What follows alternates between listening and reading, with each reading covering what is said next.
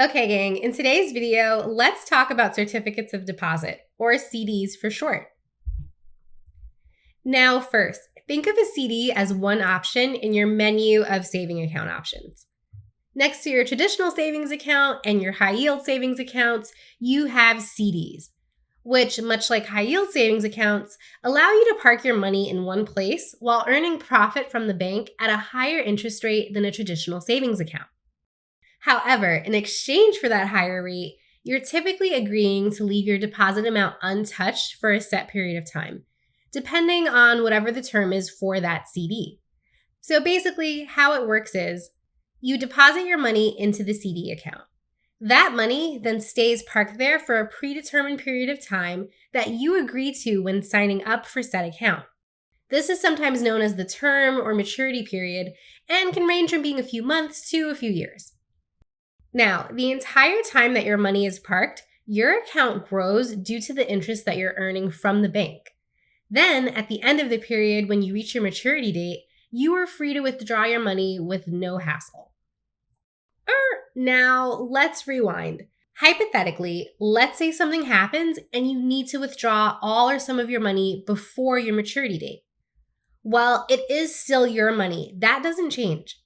But you'll be subject to a penalty for withdrawing that money early, sort of like what you hear when people draw down from their retirement accounts early. That penalty is a fee set by the bank, which can include some of your interest earned, all of your interest earned, and even in some cases, part of your initial deposit. So yeah, gang, even though you can technically always withdraw your money from a CD, you can see why you'd really want to avoid doing that. It quite literally does not pay. Now, it is worth noting that some institutions offer what's called a no penalty CD account, where you won't be penalized for withdrawing before your maturity date. That said, you still want to check the terms for any other wonkiness around accessing your money. For example, there might be a minimum holding period for certain no penalty CDs where you still can't touch your money for a certain period of time without experiencing a penalty.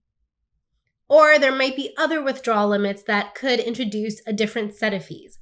So generally still less flexible than a high yield savings account, but no penalty CDs definitely offer a bit more leeway compared to a traditional CD. Beyond all that though, are CDs considered risky investments? Generally speaking, no, because they, like high yield savings accounts, are typically also insured by the FDIC up to a certain amount per depositor. Though of course, always check with your banking institution that in fact is the case. So, being that CDs are considered lower risk, what are the drawbacks or things to keep in mind? Well, the biggest thing by far is that penalty paywall for accessing your funds in the event you need to withdraw early. So do your best to only put away an amount that you feel comfortable not touching throughout the CD term.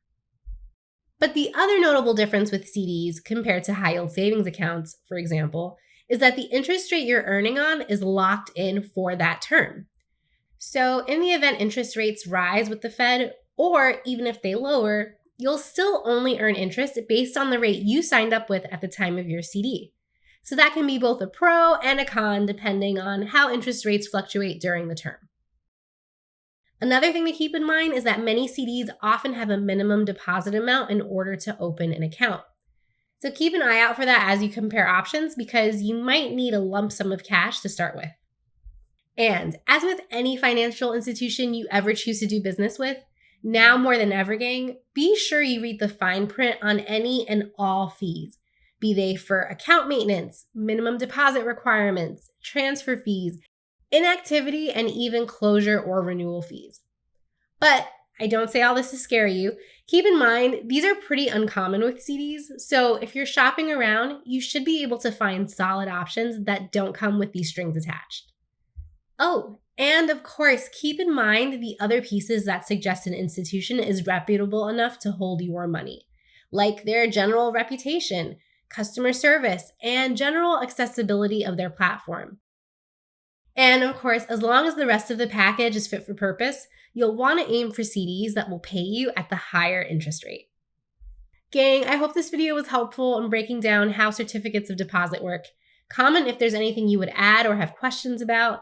If this video was helpful, please give it a thumbs up. And for more tips, be sure to subscribe.